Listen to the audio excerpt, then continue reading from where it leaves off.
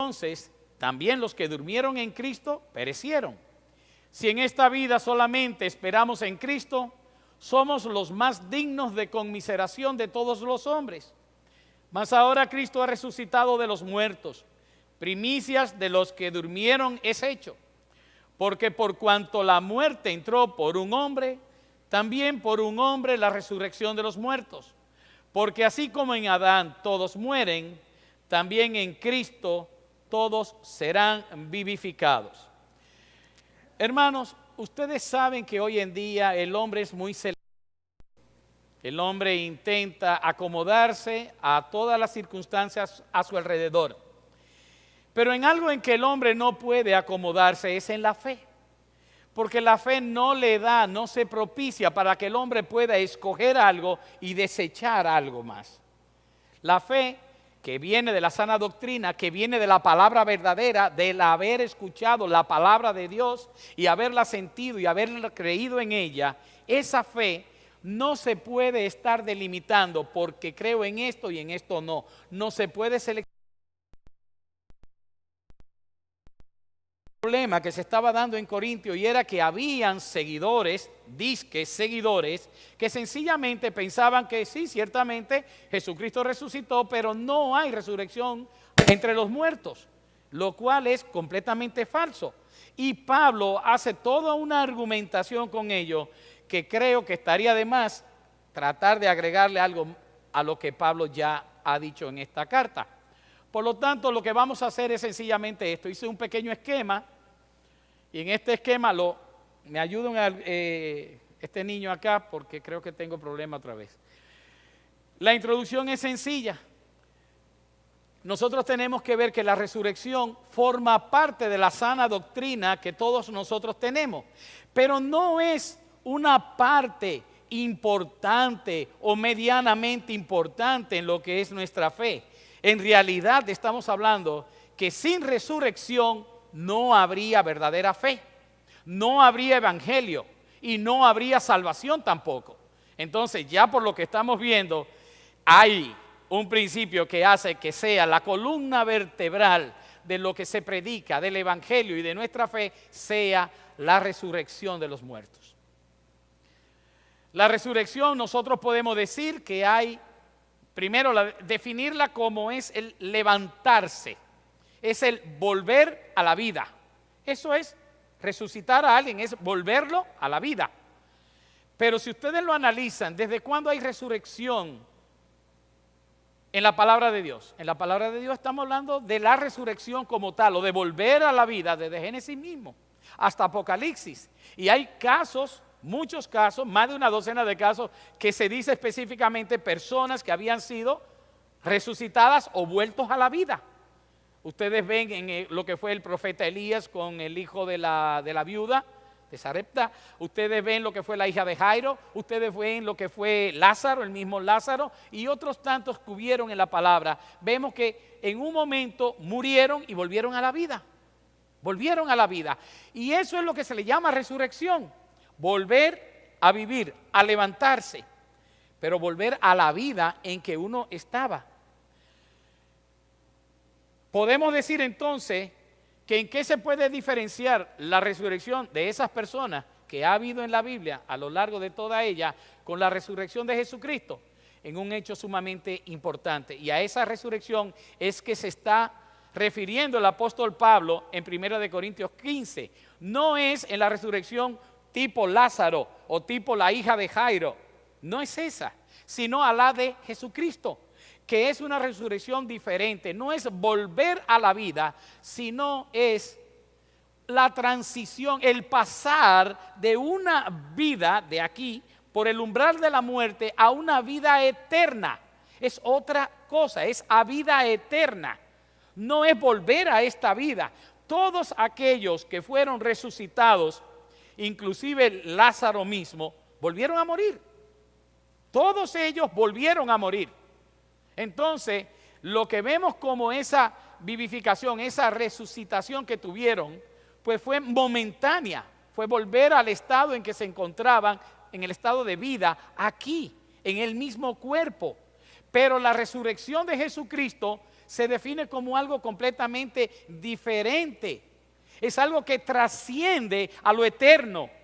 Y esa es la resurrección a la que estamos llamados todos los santos. ¿Y saben algo más? También los no santos. Todos, de una manera u otra, van a ser transpuestos, van a pasar por el umbral de la muerte, si no es que Jesucristo viene antes, pero van a pasar entonces a un estado de eternidad. Por lo tanto, pudiéramos decir que hay dos tipos de resurrección: la que tuvieron las personas durante todo el transcurso de la Biblia y la que tuvo el Señor Jesucristo, que viene siendo el primero en su clase. Y es la que está ofertada por medio de sus promesas a todos los que le siguen, a todos los que creen en Él. Entonces, aún así yo puse aquí que si no hubiese resurrección, como Pablo nos explica, van a haber 7 consecuencias graves, catastróficas, terribles, de no haber resurrección. También más adelante vamos a explicar que Cristo realmente resucitó, siendo primicia de entre todos. Y eso tiene 7 implicaciones. La importancia de ese hecho en la conclusión que vamos a tener entonces 7 aspectos concluyentes con respecto a la importancia que eso tiene. Como podemos ver aquí, vuelve atrás, tipo de resurrección, volver a vivir, y la otra es trascender a la eternidad. Y aún hay 2 destinos, porque todos van a la eternidad. Pero una cosa es llegar a vida eterna y otra es llegar a condenación eterna. Pero todos van a llegar a una o a otra. Desde el principio Dios se ha declarado como Señor con todo poder sobre la vida y sobre la muerte. Y a lo largo nosotros vemos en los escritos, en el Pentateuco, en Deuteronomio, vemos cómo Moisés escribió que Dios se autodefinía sobre él mismo, decía: ved ahora que yo soy, y utiliza el nombre yo soy, y no hay dioses conmigo. Yo hago morir y yo hago vivir. Yo hiero y yo sano, y no hay quien pueda librar de mi mano. Dios está diciendo que primero no es yo hago vivir y luego hago morir. Ustedes ven el orden en que Él lo está poniendo. Dice perfectamente: yo hago morir y luego yo hago vivir. Explícitamente está hablando de la resurrección. En otro versículo Él se autodefine también, en los salmos del salmista David dice: el que rescata del hoyo. Y en algunas traducciones ustedes pueden encontrar que hoyo se refiere a fosa o foso o sepulcro. Dice: el que rescata del hoyo tu vida, el que te corona de favores y misericordias. Y eso es lo que ocurre cuando el Señor saca de la fosa, saca del hoyo, del sepulcro al creyente. Dice, le llena de ¿qué? Lo corona con favores y misericordias. Porque la misma resurrección no es más que la misericordia de Dios a través del Hijo, del sacrificio del Hijo. Y nosotros nos apropiamos de ello por la sangre del Cordero. En el cántico de Ana que encontramos en el primer libro de Samuel, dice: Jehová mata, y volvemos con el mismo orden, Jehová mata y Él da vida. Él hace descender al Seol y hace subir. ¿De dónde? Del Seol también. Entonces no estamos hablando aquí de que no, Dios puede dar vida y Dios puede matar. No, lo hace expresamente, lo hace en ese orden. Él mata y Él da vida.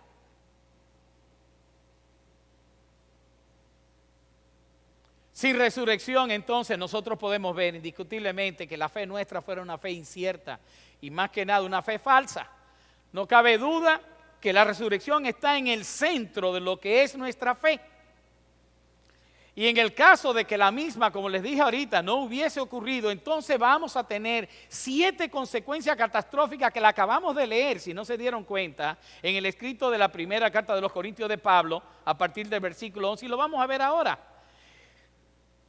La primera de ellas, de las consecuencias, si no hubiera resurrección, en este caso, está hablando global, de la resurrección global, dice claramente en el versículo 13, porque si no hay resurrección de los muertos, entonces tampoco Cristo resucitó. ¿Por qué? Porque dice que Él es primicia. ¿Primicia de qué? Si no hubo resurrección, pues tampoco Cristo resucitó. Es imposible encajarlo en Él si no hay resurrección como tal. Eso tendría que decir entonces que si Cristo no resucitó, todo lo que es el sacrificio de Cristo, su expiación en la cruz por todos nosotros, quedó como un acto inconcluso, falto e inconcluso. La consecuencia número 2, si Cristo no hubiese resucitado, ahora ya no es si no hubiese resurrección. El cambio se lo doy a ver inmediatamente. Ahora es, si Cristo no hubiese resucitado, vamos a ver 6 consecuencias. Una era general y ahora todas estas van en la figura de la resurrección de Cristo. Y miren lo que dice.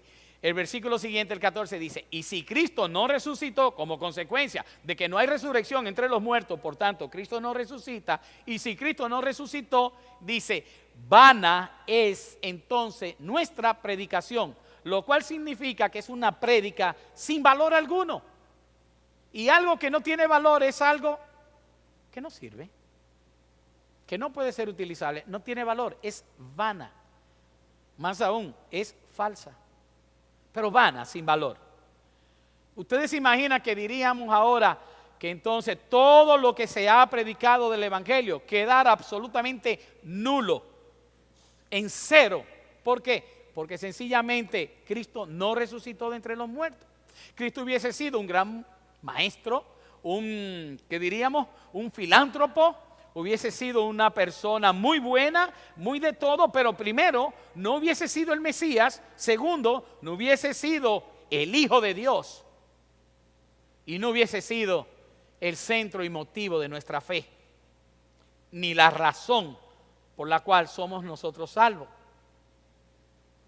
A veces nosotros pensamos, lo más importante, el sacrificio de Jesús, pero miren, una cosa no se desliga de la otra. Y eso es lo que nosotros hacemos constantemente, estar anunciando el qué. Dice la muerte de Cristo hasta que Él venga, pero eso es en la cena. Y cuando dice que Él venga, es ¿por qué? Porque va a venir, pero va a venir aquí. ¿Por qué? Porque ya se fue, porque Él vive. Y eso es lo que enseña Pablo también. Y hablan en 1 Corintios 11, cuando nos dice cómo debemos preparar la cena del Señor.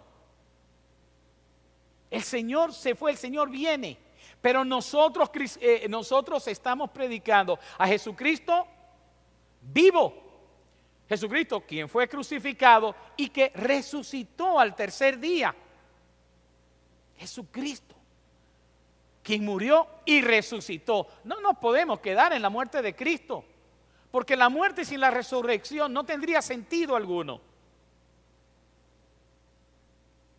La consecuencia número 3, si Cristo no hubiera resucitado, dice el versículo 14, vana es también vuestra fe. Él decía, nuestra predicación, ¿cuál? La que Pablo y los apóstoles hacían, y ahora dice, lo que yo le digo es vano, y lo que ustedes han creído por cuanto nosotros hemos predicado, también es vano. No tiene valor alguno. Una fe sin valor, una fe que no sirve. Una fe muerta. Y vamos rápido. Consecuencia número 4.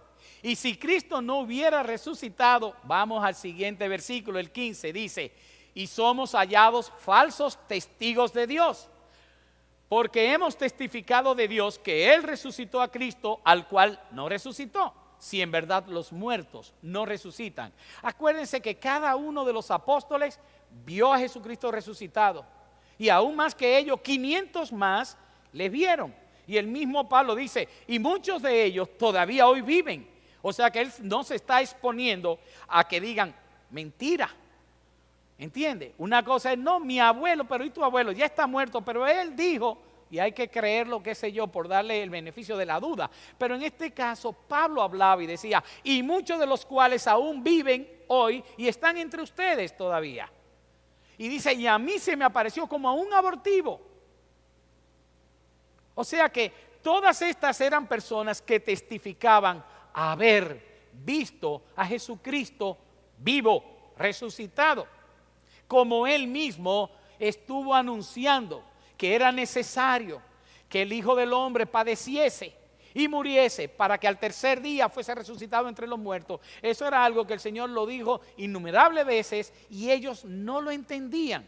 Había veces inclusive que Él le decía, y en un poco de tiempo no me verán y luego me verán. Y dice, ¿y qué estará diciendo este? Que se irá a vivir donde los griegos, del otro lado del Jordán. No lo entendían. No entendían del todo eso. Aún los mismos, en la época de Jesucristo, de Pablo mismo, aún los mismos judíos estaban divididos.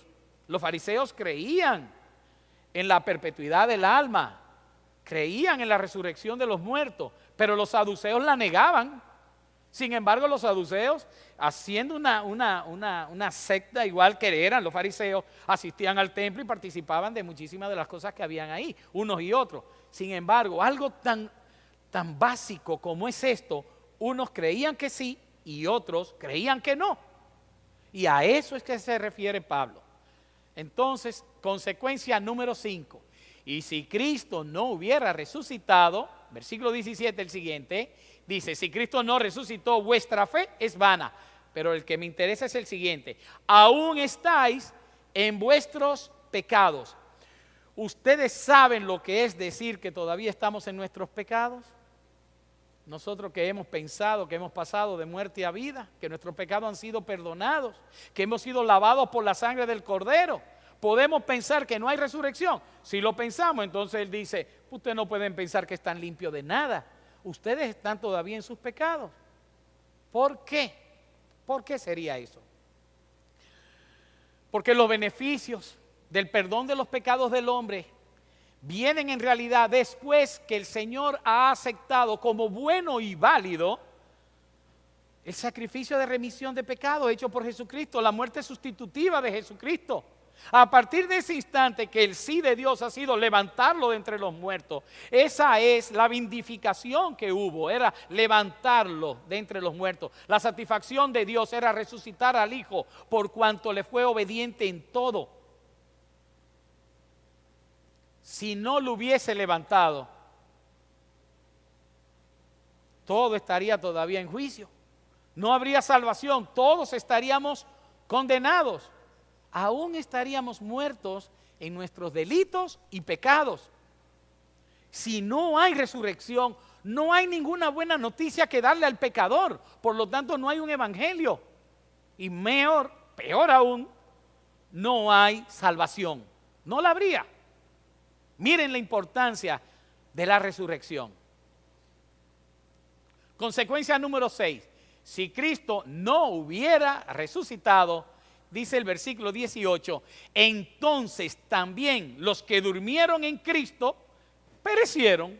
O sea, están muertitos. Y ustedes se acordarán que dice la palabra que Dios no es Dios de muertos, sino de vivos. Dios de Abraham, Dios de Isaac, Dios de Jacob. No dice de lo que fueron ellos, dice que es Dios de ellos. Por cuanto delante de la presencia del Señor están. Pero hay que tener algo claro. Todos aquellos que murieron antes de Jesucristo y los que murieron en los momentos de persecución por causa de Cristo, a los cuales también se está refiriendo esto, murieron en la esperanza. Unos de aquel que vendría, del Mesías, del Cristo, como es el caso de Abraham. Murieron con la vista puesta en aquel que vendría. Aunque no lo llegaron a ver sus ojos, tuvieron fe en aquel que iba a venir, el Mesías, el Cristo. Sin embargo, estos por igual murieron en la fe de aquel que escucharon y que fueron sus discípulos, y murieron por su causa. Los que durmieron en Cristo, dice, entonces perecieron sin que Jesucristo no resucitó. Tan sencillo como es. ¿Cuán importante es entonces el que Cristo haya resucitado?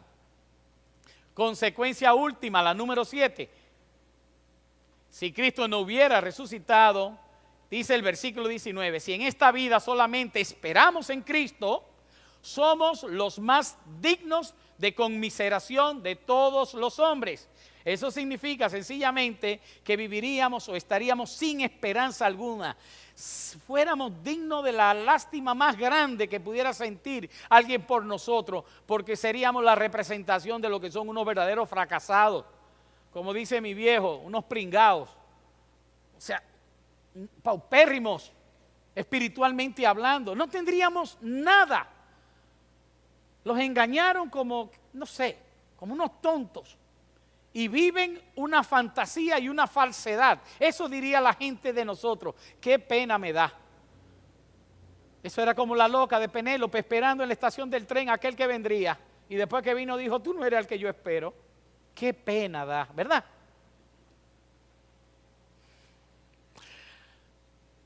Resumimos lo que dice la misma palabra, no es una enseñanza de hombre, es lo que dice la misma palabra, que si Cristo no hubiese resucitado, como pueden ver ahí, nuestra predicación, el evangelio, sería vano, sin ningún valor, ninguno.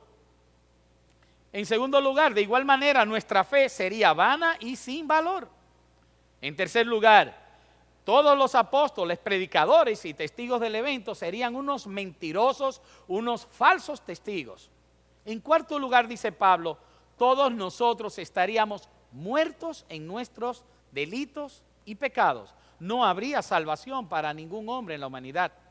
Y en quinto, así también todos los que murieron en la fe están condenados a la eternidad sin esperanza.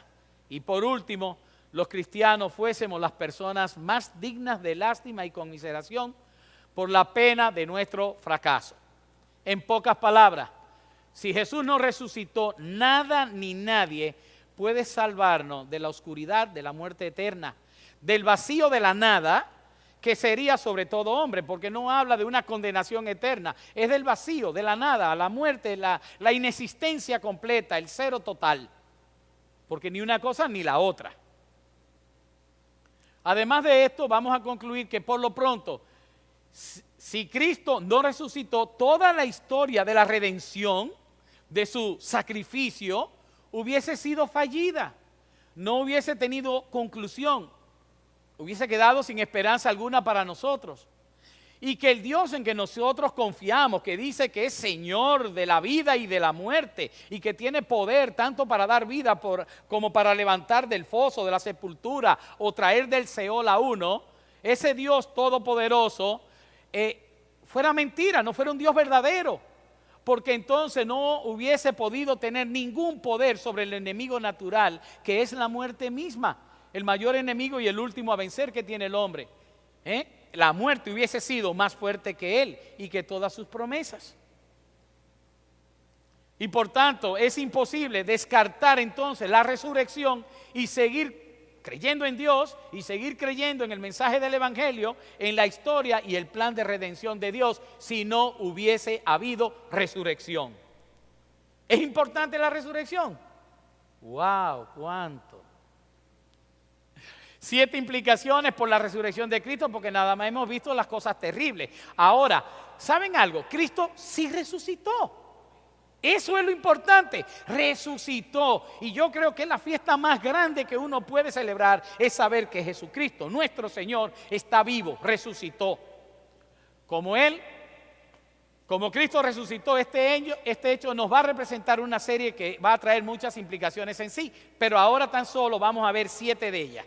La primera dice así: por la resurrección de Cristo, Dios evidencia que Él es Dios poderoso, que tiene control de la vida y de la muerte, como dice el Salmo 103:4, el que rescata del hoyo, del foso, del sepulcro tu vida, el que te corona de favores y de misericordia.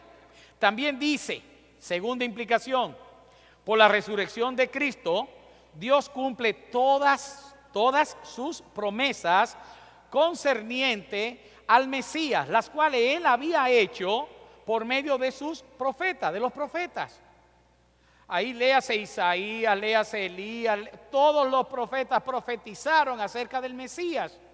Daniel, todos ellos. Entonces ahí se cumplen todas las promesas del Padre. En la figura de Jesucristo se cumple todo. Y lo más importante, se cumple la resurrección. Tercero, por la resurrección de Cristo, el Padre declara bueno y válido, satisfactorio el sacrificio del Hijo. Acepta su muerte vicaria en lugar de la muerte nuestra. Su muerte sustitutiva en lugar de la humanidad. Su sangre es derramada por nosotros y en lugar de nosotros, de la nuestra. En cuarto lugar de implicación, nosotros tenemos que por la resurrección de Cristo nos ha sido dada la esperanza en la vida eterna. Por eso, no por lo que Él dijo, sino por lo que Él demostró haciendo. Primera de Pedro 1:3 dice: bendito el Dios y Padre de nuestro Señor Jesucristo, que según su grande misericordia nos hizo renacer para una esperanza viva por la resurrección de Jesucristo de los muertos. ¿Por medio de qué? Por la resurrección de Jesucristo de los muertos. ¿Qué hizo? Nos hizo renacer para una esperanza viva. A partir de ahí es nuestra esperanza, que un día vamos a resucitar. Si vivimos conforme a Él, pues también conforme Él fue resucitado, seremos nosotros y seremos llevados junto a Él y viviremos gozosos a su lado. Esa es la vida eterna, esa es la promesa, nuestra herencia de vida, nuestra esperanza viva. No creemos en un Señor muerto. En quinto lugar, por la resurrección de Cristo, Él se hizo primicia de los resucitados, y con ello su resurrección es garantía de la resurrección individual y personal de cada uno de nosotros, porque Él es el primero de muchos, de todos. Él es el primero, primicia. Primera de Corintios 15:20 dice: mas ahora Cristo ha resucitado de los muertos, primicia de los que durmieron es hecho. Qué bello, ¿eh? O sea, es una realidad de lo que dice. En sexto lugar, vamos a ver qué dice: por la resurrección de Cristo, el Padre declara a Jesús como Hijo de Dios con poder para testimonio de toda la humanidad. Oye, pero Pepe, eso lo hizo el día que se estaba bautizando Jesucristo en el río Jordán. Se abrieron los cielos, apareció el Espíritu Santo en forma de paloma, descendió sobre él y se oyó una gran voz que dijo: este es mi Hijo bien amado, en quien tengo complacencia. Ciertamente, no todos oyeron la voz. 1, 2, esa voz testificó a personas claras, personas clave. El mismo Jesús, testimonio a sí mismo, el mismo Juan el Bautista y quienes el Señor haya puesto para que también le escucharan. Pero esto es manifestación con poder, con poder.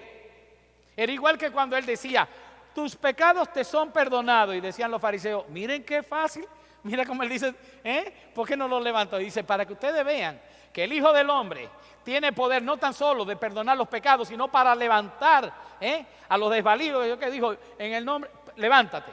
Y lo levantó. ¿Para qué? Para dar una demostración, porque la palabra iba acompañada con poder. El hecho de todo lo que Jesús prometió quedó sellado por el Padre cuando el Padre lo levanta, y lo dice claramente aquí acerca de su Hijo nuestro Señor Jesucristo, que era del linaje de David según la carne, que fue declarado Hijo de Dios con poder, según el Espíritu de santidad, por la resurrección de entre los muertos. Ven, Hijo con poder, toda potestad, todo juicio, todo le ha sido entregado a Él, a partir que el Padre se sintió satisfecho por la entrega completa y absoluta del Hijo, por su obediencia. Todo le ha sido dado con poder. Número 7, dice: por la resurrección de Cristo podemos creer confiados en que sus discípulos, los que creen en Él, sus seguidores, resucitaremos para estar con Él. Y vuelvo a Romanos 6:5. Porque si fuimos plantados juntamente con Él en la semejanza de su muerte, así también lo seremos en la de su resurrección. Si nosotros vivimos de acuerdo, conforme a las palabras, en la forma en que Él nos ha enseñado que nosotros debemos vivir, en la forma que Él quiere que le sirvamos, pues sencillamente vamos a resucitar así como Él lo hizo. Seremos también semejantes a Él en la resurrección. Recibimos la herencia incorruptible de la vida eterna. Y aunque yo sé que le dije que eran 7 las implicaciones, se me chispoteó la octava, y como nunca está de más en la palabra de Dios estas cosas, porque sé Dios que es que proceden, se las voy a leer. Por la resurrección de Cristo, Cristo triunfó sobre la muerte y nos da su mensaje de vida eterna. Dice en 2 de Timoteo 1:10, pero que ahora ha sido manifestado por la aparición de nuestro Salvador Jesucristo, el cual quitó la muerte y sacó a luz la vida y la inmortalidad por el Evangelio. Miren, cuando ustedes oyen que el Evangelio es palabra viva, claro, y que toda la Escritura viva y eficaz, claro que sí. Está viva no es por lo que promete, es por lo que nos enseña, por lo que ella encierra, porque el mensaje de salvación está ahí. Y más que el mensaje de salvación, la historia que Dios quiere que conozcamos de su voluntad, de cómo debemos guiarnos, de lo que el Señor ha hecho. Es un testimonio escrito para que tú lo tengas siempre contigo.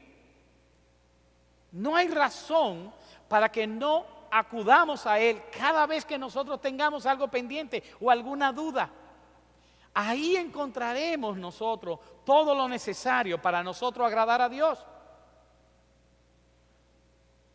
Si en verdad sois mi discípulo, si en verdad me amáis, ¿qué dice? Cumplid mi mandamiento, mi palabra guardaréis. ¿Cuál palabra? La que está escrita en la Biblia. No hay otra. No son otras sus enseñanzas, son las que están ahí. Para concluir, vamos a hacer una conclusión también con 7 puntos y lo vamos a ver de inmediato. La resurrección de Jesucristo es la columna vertebral que sostiene el Evangelio y la fe. Sin ella, ni una cosa ni la otra. Segundo, es la cúspide, es la punta final, es el acto de mayor trascendencia en todo el plan de salvación de Dios. Nosotros seremos salvos así como Él fue resucitado, como a Él se le dio veracidad de todo cuanto Él prometió y dijo que haría, que moriría por nosotros y al tercer día sería resucitado, que el pueblo no iba a recibir ninguna otra señal que estaba pidiendo. Señal no le será dada más que la señal de Jonás. Así como Jonás estuvo 3 días y 3 noches en la barriga del gran pez, pues de igual forma el Señor estaría en el seno de la tierra 3 días y 3 noches. Todo eso que el Señor anunció antes de su muerte, cumplió cuando el Padre lo restauró, cuando el Padre lo vivificó, cuando el Padre lo resucitó. Pues todas esas cosas entonces son las que dan credibilidad a que nosotros vamos a estar igual. Esa es nuestra esperanza.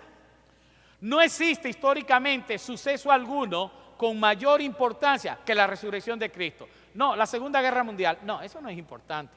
Eso no es importante. El ataque a Pearl Harbor, no busquen.